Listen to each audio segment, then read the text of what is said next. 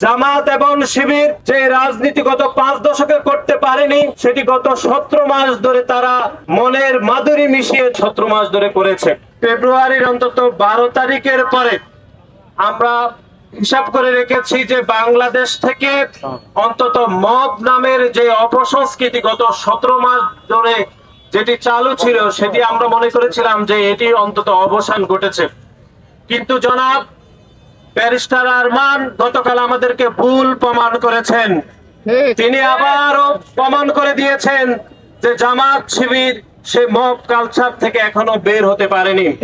সেজন্য আমরা দেখলাম যে একজন সরকারি কর্মকর্তাকে কিভাবে জামাত শিবিরের সন্ত্রাসীরা কিভাবে হুমকি দিয়েছে, আমরা সেটি গণমাধ্যম এবং সামাজিক যোগাযোগ মাধ্যমে দেখেছি।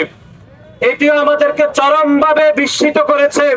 হুমকি দুমকি দেওয়ার পরও যিনি এই এলাকা থেকে নির্বাচিত সংসদ সদস্য, যিনি অতীতে মুসলিম ছিলেন, যিনি অতীতে গুম ছিলেন, তিনি সংসদ সদস্য হয়েও সে জামাতে ইসলামের যে আচরণ সেটি কিন্তু ভুলে যাননি।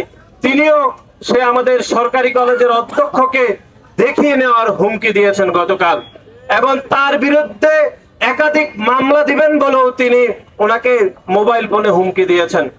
সুতরাং আমরা মনে করি যে জামাত এবং শিবির গত 5 দশকে বাংলাদেশে যে রাজনীতি করতে চেয়েছে, যে রাজনীতি গত 5 দশকে করতে পারেনি, সেটি গত 17 মাস ধরে তারা একদম মনের মাধুরী মিশিয়ে তারা গত 17 মাস ধরে করেছে।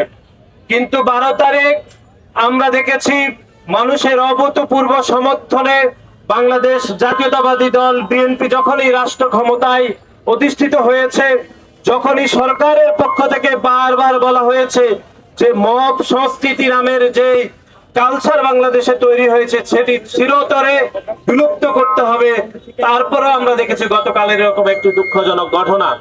আমরা আজকের এই মিছিল এবং বিক্ষোভ সমাবেশ থেকে জনাব আরমান সাহেবকে আমরা অনতিবিলম্বে এই ঘটনায় ওনাকে দুঃখ প্রকাশ এবং ক্ষমা প্রার্থনার আমরা আহ্বান জানাচ্ছি।